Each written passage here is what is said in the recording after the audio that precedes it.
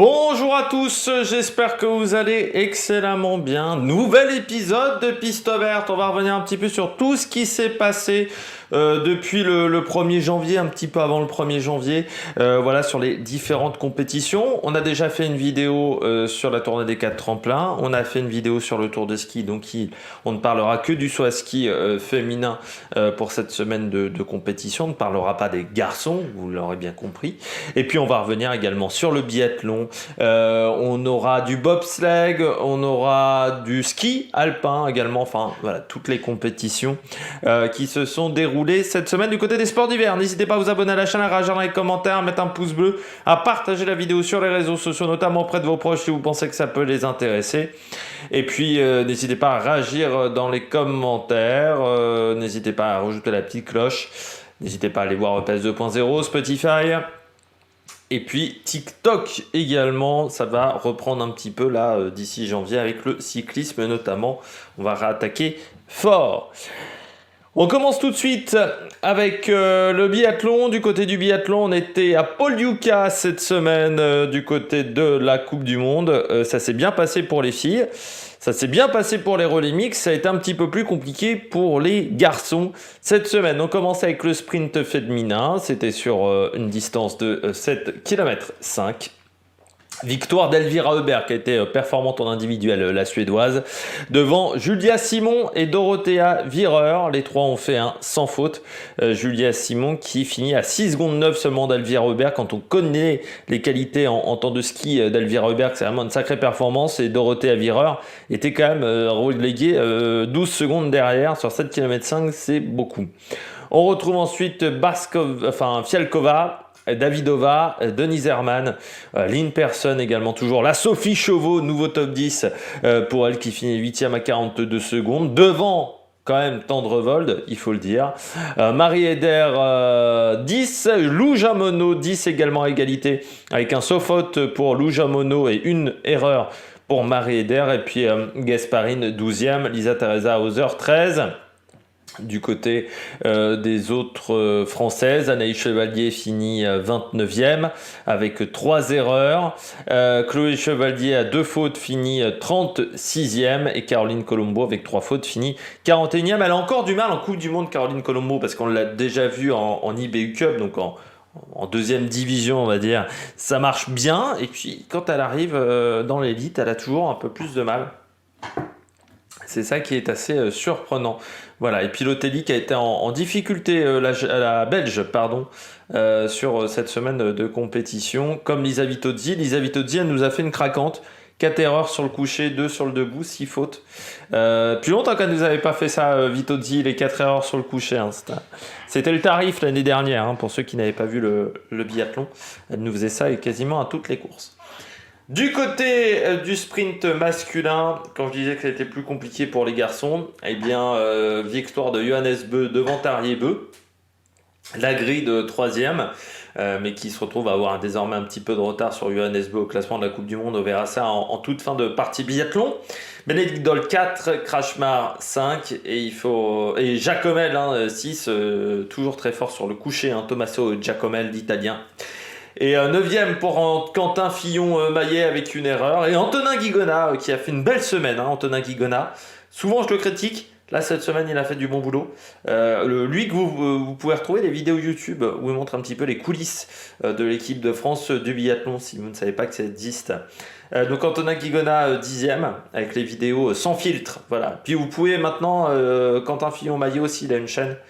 C'est pas lui qui fait les vidéos, c'est pas lui qui les monte, c'est un peu plus propre on va dire que Antonin Guigona, mais c'est aussi intéressant pour voir un petit peu comment ça se passe, les coulisses de cette équipe de France de biathlon.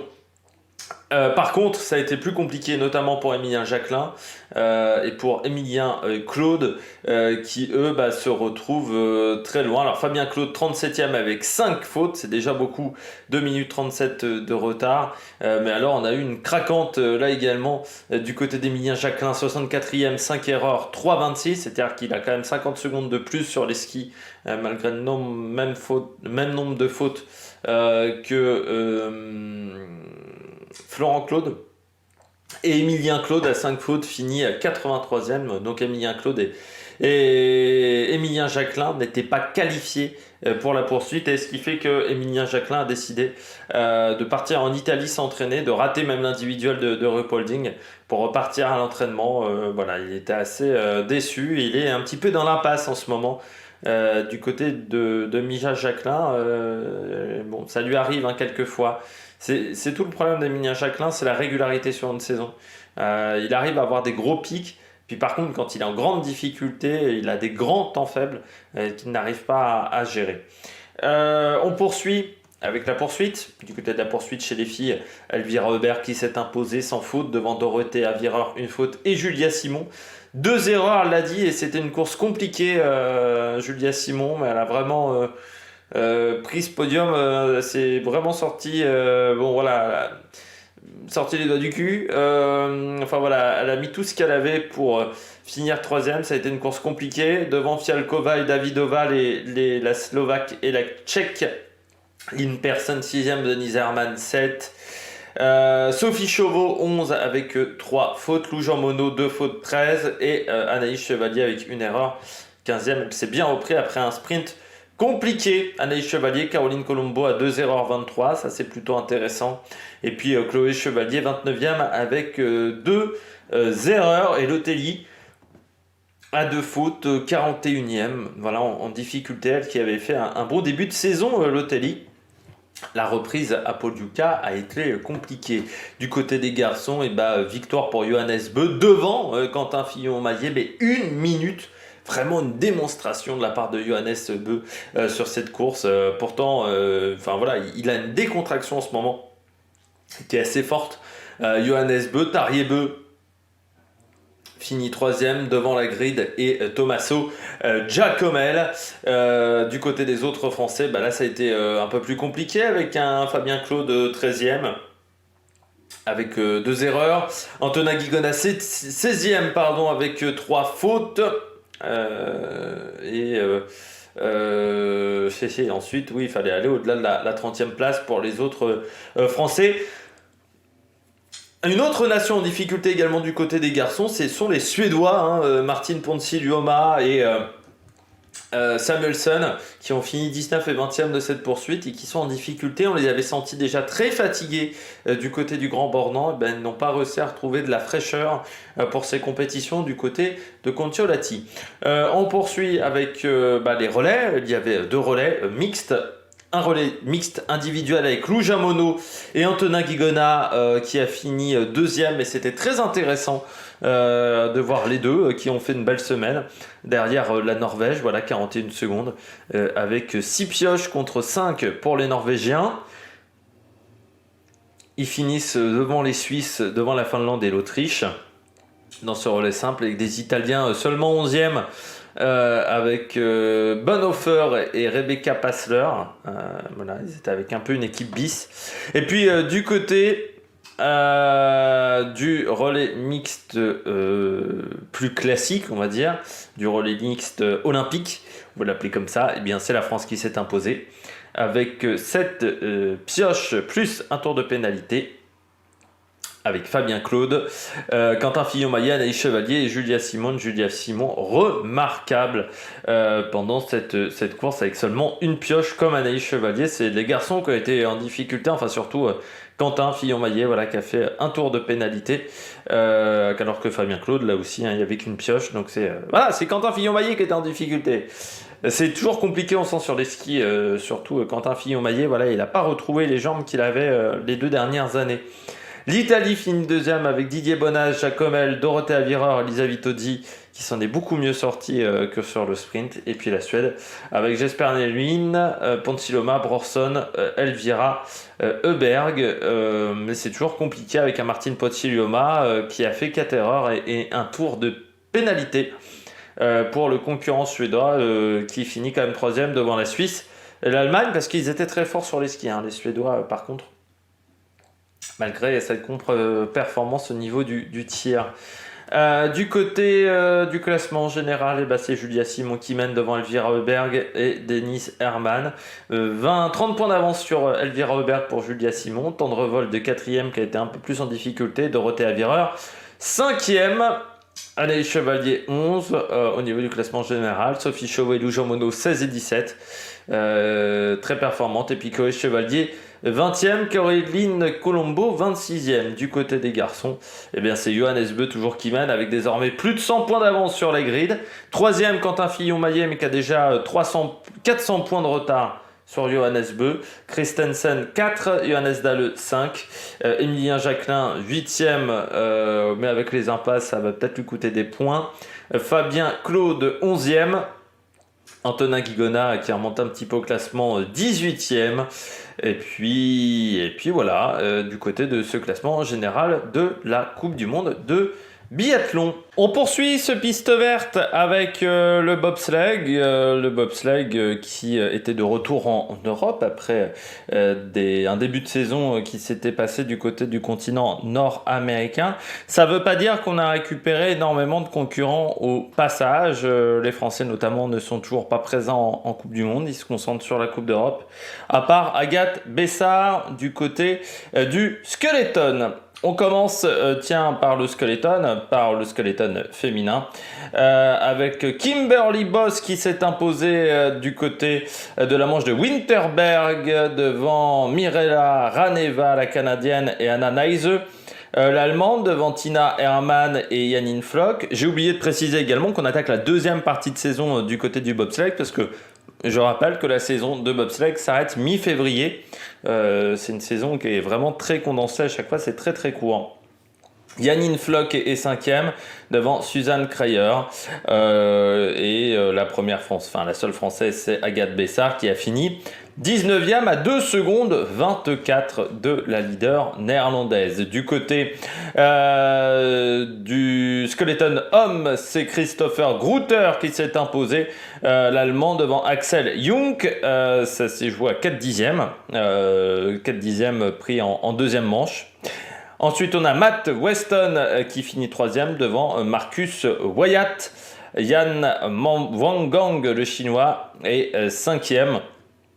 Il n'y avait pas de Français dans cette compétition. On passe au monobob féminin. Là encore, une victoire allemande avec Laura Nolte. C'est un petit peu la Francesco Friedrich des filles.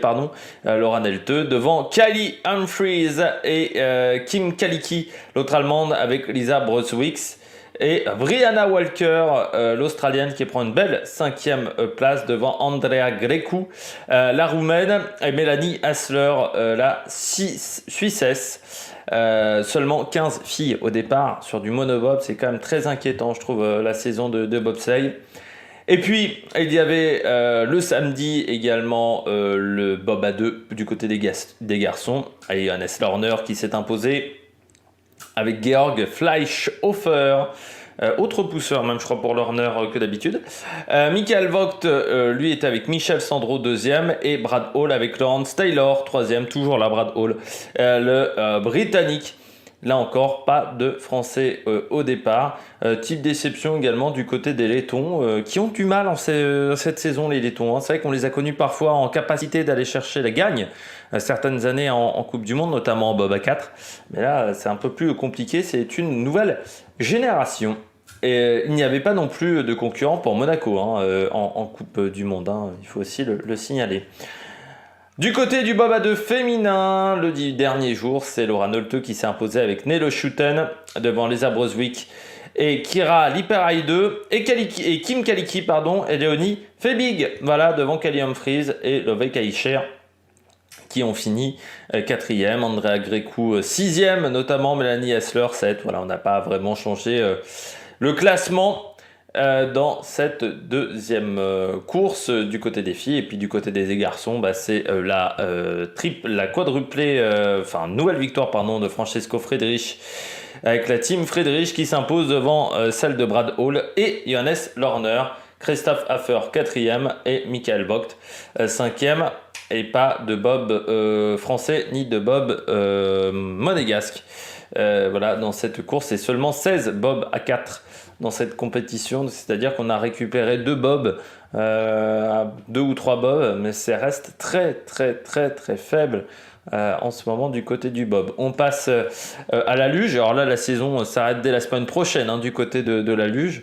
C'était l'avant-dernier week-end de compétition. Les 2 derniers week-ends se déroulent à Sigulda en Lettonie. La première course donc, qui était les filles en simple. C'est Heiberger, l'Allemande, qui s'est imposée devant Vitola et Tobitz. Julia Tobitz qui est toujours très régulière du côté de la luge. On a également Anna Berreiter, quatrième, et Berzina, la lettonne, cinquième. Du côté de l'épreuve masculine individuelle, c'est Arpayod, le letton, qui s'est imposé devant Legenham, et Fischnaller, l'italien, devant Félix Lor. Quatrième, c'est un peu plus bas que d'habitude.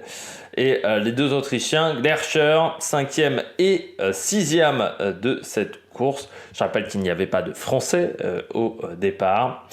On poursuit avec la compétition féminine du double et de la victoire des Lettonnes Upite et Ozzolina devant Forgan et Kirby, les Américaines, et Degenhall et Rosenthal. Mais elles n'étaient que 7 au départ, mais les Ukrainiennes ont dû abandonner. Donc voilà, cette nouvelle catégorie du double féminin.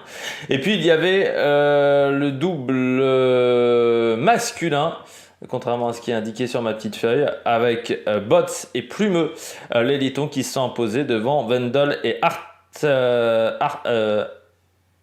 Arlet. L'Allemand, je vais y arriver, devant Rieder. Et Kens Waldner, également la paire italienne, devant Egert et Benninken.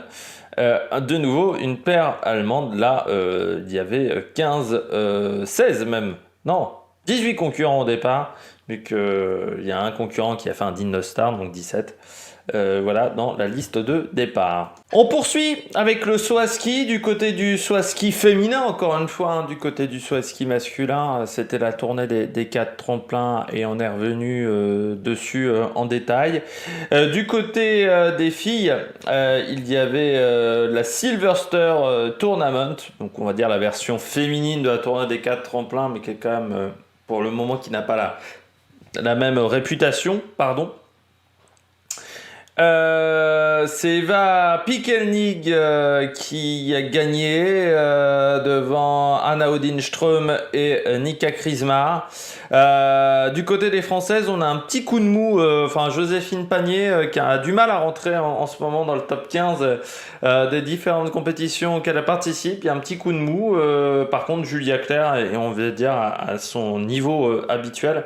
Donc Julia Claire 21e et Joséphine Panier 17e de cette compétition. Il y avait également Lilou Zepchi, toute nouvelle arrivée en équipe de France 2006, qui elle a pris la 40e place avec 360 points,6.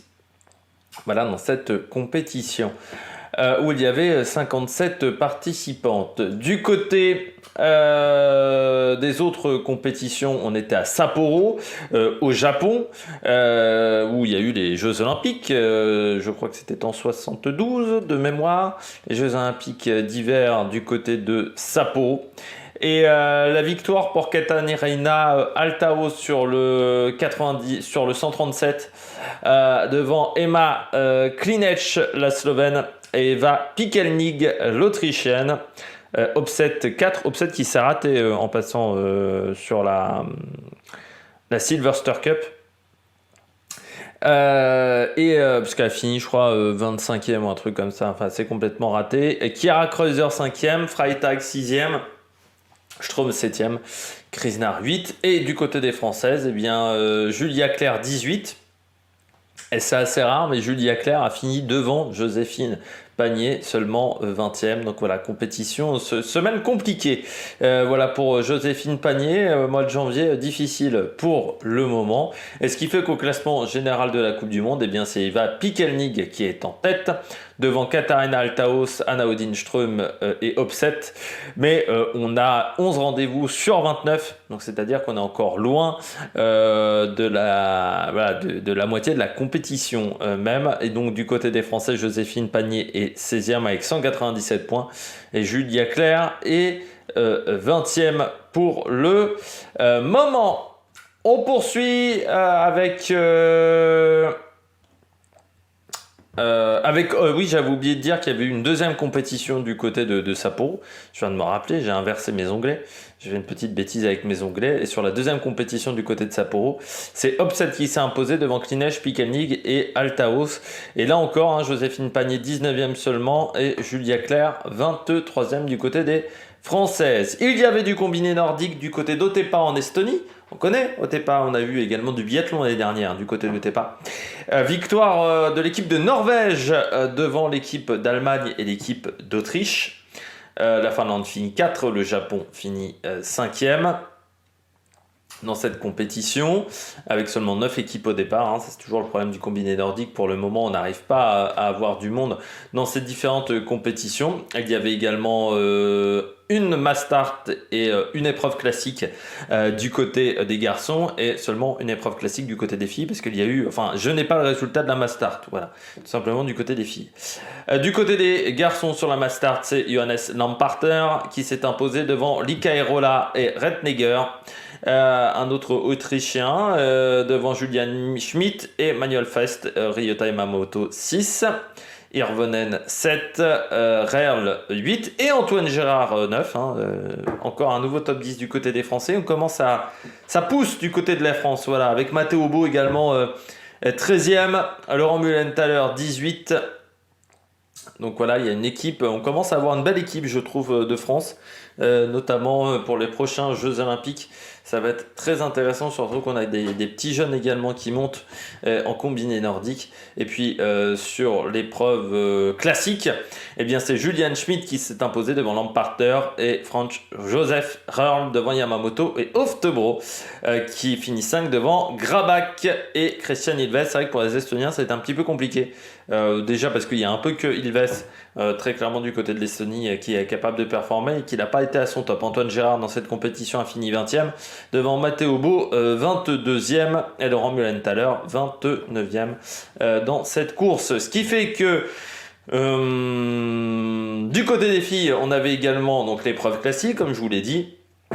C'est Vestfold, toujours là, la Norvégienne, qui s'est imposée devant Nathalie Armbruster 2006, qui finit 2e, Lisa Hirner qui finit 3e dans cette course, où Lena Brocard a fini 11e, notre représentante française.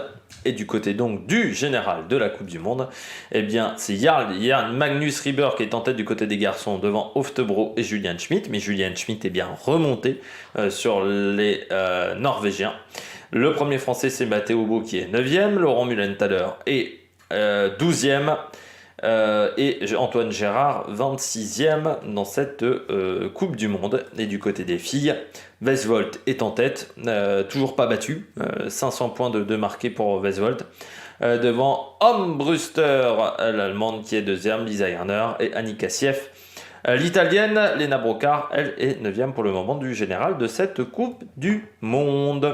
On passe désormais au ski alpin. Alors, toujours des conditions compliquées, hein. C'est vrai qu'on n'en a pas parlé, mais les conditions au niveau du ski de toutes ces disciplines des sports d'hiver sont difficiles, hein, avec les conditions qui sont extrêmement clémentes. Au niveau des temps, beaucoup de douceur, et ben, c'est difficile d'avoir de la neige dans des conditions vraiment intéressantes, notamment je pense à Zagreb, où les conditions étaient encore un petit peu délicates, et en plus la FIS a déjà annulé énormément de compétitions, donc est obligé de reprogrammer et ne peut plus annuler beaucoup d'épreuves désormais, parce que sinon ça ferait une Coupe du Monde qui n'aurait pas suffisamment de manches. Donc, ce qui fait qu'il rajoute des compètes, mais au bout d'un moment ça va devenir l'enfer. Et c'est surtout que je me rappelle que l'année dernière on a énormément critiqué les Jeux Olympiques en Chine, pas trop sur les droits de l'homme, mais surtout sur les conditions climatiques et sur l'écologie. Bon, je m'aperçois que quand c'est en Europe, ça n'inquiète pas grand monde, l'écologie, hein, parce que les sports d'hiver, c'est toujours des disciplines quand même qui sont un peu une catastrophe pour l'écologie. Je commence avec le slalom à Madonna di Campiglio, parce que là, on a énormément d'épreuves à rattraper, parce que à partir de Noël, on a vraiment eu beaucoup de compétitions. C'est Daniel Djule qui s'est imposé devant Eric Christophersen et Linus Strasser. Du côté des Français, ça a été compliqué. Alexis Pinturo, 14e seulement. dans cette épreuve, voilà, du côté de Madonna di Campiglio. On a eu Lucas Baraton 4e, Manuel Faller 5. On poursuit, parce que là je vais pas pouvoir détailler énormément les résultats, je m'excuse, hein, mais il y a eu tellement de compètes que là ça va être un peu compliqué, ça va être un peu un enchaînement de résultats. Du côté de Bormio, la descente, où vraiment la piste, alors si là je peux faire un petit aparté, la piste était catastrophique, non mais vraiment, c'est bien d'avoir de la neige dure, mais là c'était du verglas, vraiment c'était pas skiable, il y a beaucoup de concurrents qui se sont blessés, notamment des Français. Je pense ça aurait pu être même plus grave pour Johan Claret, mais vraiment les conditions étaient catastrophique en termes de ski. Victoire de Krischmeier devant James Crawford, Kill 2 et Odermatt. C'est rare quand Odermatt est blessé et de battu, mais il faut des descentes quand même dans la saison. Ryan Cochrane 5 dans cette épreuve. Adrien Théo qui prend la 14e place notamment et qui a été très critique sur les conditions de neige. Voilà, les conditions de ski qui ont été proposées sur cette épreuve, parce que c'était un peu du n'importe quoi sur la descente de Bormio. On poursuit avec le Super G le lendemain, c'est Odermatt qui s'est imposé. On reprend les bonnes vieilles habitudes devant Kretschmeier, Loïc Meillard. Toujours là, Loïc Meillard. C'est vrai qu'il est irrégulier, Loïc Meillard, mais c'est fou parce qu'il est complètement enfin en Suisse. C'est une remarque que font beaucoup de journalistes suisses, c'est que Loïc Meillard est complètement dans l'ombre d'Odermatt, c'est-à-dire personne ne parle de Loïc Meillard. Alors qu'il fait quand même des belles perfs. Moi, ce que je regrette avec Loïc Meillard, c'est son irrégularité, parce que c'est un très bon skieur, mais qui est quand même assez irrégulier, je trouve. Même si cette année, c'est un peu moins le cas, il faut le dire. Alexis Pinturo, 5e, qui vraiment est très performant cette année en Super G. Alexis Pinturo, vraiment fait une belle saison de Super G. Nils Allègre, 12, du côté des Français. Dans cette épreuve, du côté de Bormio, là les conditions étaient quand même un peu meilleures. C'était un peu moins verglacé que pour la descente où il y avait des bosses de partout. Enfin, tu avais l'impression d'être sur une piste de ski de boss. On poursuit, surtout il y a des images notamment du correspondant de la RTS qui sont assez incroyables, je trouve. Du côté des filles, Shiffrin a déroulé. Shiffrin qui est désormais à 82 victoires en Coupe du Monde à égalité avec une certaine Lindsey Vonn. Je dirais que je suis quand même encore... je trouve que le record de Lindsey Vonn est encore un peu plus impressionnant que Shiffrin pour le moment, parce que Lindsey Vonn, c'était des descentes. Il y a un peu moins de descentes et de Super G sur l'année que de slalom géant et de slalom. Mais c'est vrai que c'est quand même impressionnant de la part de Shiffrin, quand même. Qui s'est imposé devant Petra Vlhova, Marta Bassino et Tessa Worley, qui a pris la 4e place devant Brignone. Lara Gut toujours en retrait cette année, ça va pas fort pour Lara Gut, seulement 7e, juste devant Sarah Hector. Et Coralie Frasse-Sombé qui a pris la 11e place, et Clara Dires 22e du côté de cette deuxième course à Semmering, parce qu'il y en avait deux. Là encore, victoire de Michaela Shiffrin devant enfin Lara Gut, Marta Bassino, Brignone et Valérie Grenier. Petra Vlhova seulement 7e, Tessa Worley 10e dans cette épreuve et Coralie Frasse-Sombé 17 dans cette épreuve. Il y avait un slalom, encore Shiffrin qui a fait un triplé devant Paola Molzan, l'autre américaine, et Lena Dour toujours là, Petra Vlhova 4, Wendy Holdener 5 et Lutic 6. On ne parle pas non plus de la saison que fait Petra Vlhova qui est très régulière, mais pas de chance, il y a Shiffrin qui est tellement forte cette année que c'est impressionnant. Nastasia Noens, elle a fini 18e de cette course, alors que Dorian Escan, elle ne s'est pas qualifiée comme Marie Lamure et Chiara Pogno dans cette épreuve. Du côté de Garmisch-Partenkirchen, il y avait un slalom pour les hommes et c'est encore Christopherson qui s'est imposé devant Manuel Feller et Clément Noël. Premier podium de la saison pour Clément Noël qui a du mal.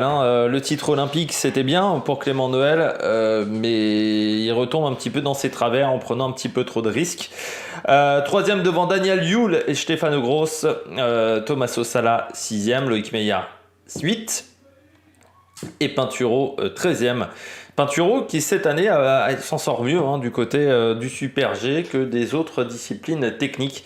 Peut-être l'entraînement aussi, quand vous rajoutez on va dire des exercices de vitesse. C'est un peu plus compliqué après d'être performant sur ces épreuves techniques. On poursuit avec le slalom de Zagreb pour les filles. Alors là, c'était des conditions qui étaient vraiment... La neige ne tenait absolument pas. Ils ont mis du sel, mais ça tenait pas. Il faisait trop chaud. Et j'ai eu peur vraiment sur cette épreuve que ça fasse comme l'an dernier où à Zagreb, on avait eu les cailloux. Et Victor Mufajandé s'en souvient. Là, ça a été un peu mieux. Mikaela Shiffrin s'est imposée devant Petra Vlhova et Anna Sven Larsson devant Melody Holdener et Anna Buchik. Nastasia Noens, 12e. Et les autres françaises, Clarisse Brech, notamment Marie Lamure, Chiara Pogno, elles ne se sont pas qualifiées comme Dorian Escan, elle n'avait même pas fini la première manche. Je poursuis du côté d'Adèle Boden où il y avait du slalom géant. Victoire de Marco Odermatt devant Christopherson, Loïc Meillard, Manuel Feller et Kranzek devant Alexis Pinturo, 6e. Dans cette épreuve, Léo Anguenot, belle perf, Dossard 61 en première manche, Carrossès qualifié, qui a pris ses premiers points en Coupe du Monde, 16e, juste derrière Eric Reed, mais sacré perf quand même avec un Dossard 61, surtout en ce moment. Et puis Victor Mufajandé et Mathieu Fèvre, eux, n'ont pas fini la deuxième manche. Et Loevan Parent a failli se qualifier aussi avec un Dossard 63. Voilà, les conditions qu'ont bien tenu du côté de la piste d'Adèle Boden. Alors pourtant, Adèle Boden, je vais vous dire, il y a 2 pistes. Il n'y a que 2 pistes avec de la neige. Le reste, c'est la végétation, quoi. Il n'y a vraiment pas de neige. Il y avait également le slalom. Lucas Baraton qui s'est imposé devant McGrath et Strasser. Vinetzer, 4 à égalité avec Loïc Meillard. Dans cette épreuve, Alexis Pinturo 10 et nouvel abandon pour, si je ne m'abuse, pour Clément Noël. Voilà, et également Léo Anguenot qui n'a pas fini comme Paco Rassa. Et puis il y avait également Kranjska-Gora, on en finit avec le slalom. Victoire de Valérie Grenier dans la première manche devant Marta Bassino et Petra Vlhova. Coralie Fras-Sombé finit 6e. C'était un peu la course des, je dirais pas des 2 seconds couteaux, mais des surprises, voilà, parce que Valérie Grenier qui s'impose à Canadienne et Shiffrin à égalité avec Coralie Fras-Sombé qui prend la 6e place. Clara Direz 22e, Tessa Worley 27 seulement. Elle s'est ratée complètement en deuxième manche. Voilà, elle a fait une énorme faute et ça l'a mis hyper loin. Et puis sur la deuxième course à Kranjska-Gora, Shiffrin a remis l'église au centre du village avec la première place devant Federica Brignone et Lara Goutte qui retrouve un petit peu des sensations, même si c'est encore quand même à quasiment 1 seconde de Shiffrin. Petra Vlhova 4. Et du côté des Françaises, Tessa Worley 18. Et les autres Françaises n'ont pas réussi à se qualifier. On passe au classement de la Coupe du Monde. Chez les filles, c'est Shiffrin qui est en tête devant Petra Vlhova, Wendy Holdener et Lara Goutte. Sofia Goggia 5e devant Marta Bassino, Federica Brignone. La première Française étant Tessa Worley qui est désormais 23e de cette Coupe du Monde. Romane Miradoli est 36e, mais on n'a pas eu beaucoup de descentes du côté des filles pendant cette période. Et puis du côté des garçons, c'est Marco Odermatt qui est toujours en tête avec 500 points d'avance sur Kiel de Hamotte. 400 points d'avance sur Kiel de Hamotte, j'en ai mis un petit peu trop. Henrik Christophersen 3, Braten 4, Kretschmaier 5, Manuel Feller 6, Alexis Pinturo 7, juste devant Loïc Meillard 8, James Crawford 9, Zan Krajek 10, et du côté des autres Français, Johan Claret 16, Niels Allègre 26e et Mathieu Bellet 29e dans ces différentes épreuves. Il y avait également les championnats d'Europe de patinage de vitesse sur piste longue. Je rappelle le principe de patinage, parce qu'on m'a dit, parfois explique les disciplines. Le patinage de vitesse sur piste longue, je rappelle, 2 couloirs. La piste fait 400 mètres de long, donc c'est comme une piste d'athlétisme. Et pendant la majorité des courses, vous devez changer de couloir pour faire la distance qui est prévue dans cette épreuve, en sachant que vous ne pouvez pas mordre à l'intérieur de votre couloir. Par contre, vous pouvez dépasser à l'extérieur de votre couloir. Ça, c'est autorisé. Et l'objectif de faire le meilleur chrono, sauf lors des disciplines de mass start, où là, ça se rapproche, la mass start, de la course au point du côté du cyclisme sur piste. Voilà.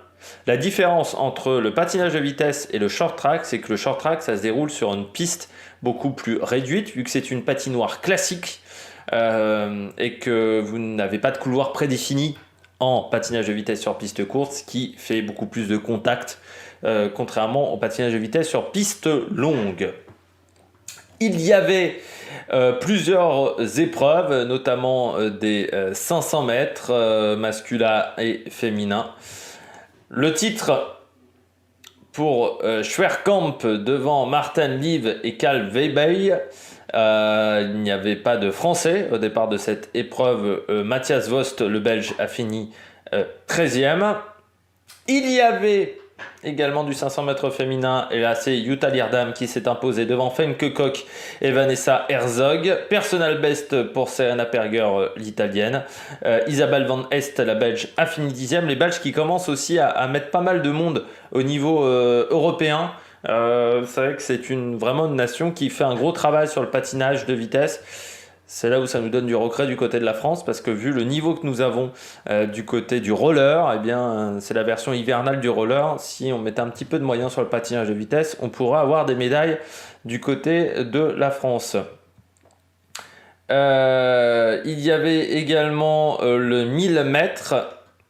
Du côté du 1000 mètres, hop là. Chez les garçons, c'est Horstepper devant Schepperkamp et Martin Liv. Pas de français au départ. Et du côté des filles, c'est Jutta Leerdam devant Femke Koch et Elia Smeding, la britannique qui a pris la 3e place. La belge Isabelle Van Est a fini 7e de ce 1000 mètres. Il y avait également du 3000 et du 5000. Du côté de ces deux épreuves, le 3000 mètres féminin, c'est Wiklund, la Norvégienne, qui s'est imposée devant Antoinette Ripma de Jong et Maike Groenewund.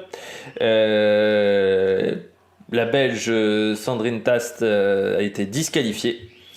Et puis sur le 5000 mètres homme, le titre pour Sander Eltrem devant Patrick Roest et David Giotto, mais on est quand même très très loin des temps de Niels van der Poel de l'année dernière, et Bart Swing qui a pris la 5e place. Il y avait deux Français, Timothy Lubino qui a pris la 10e place et Mathieu Belloir qui a pris la 12e place, mais à quasiment 40 secondes pour Mathieu Belloir de Sander Eltrem.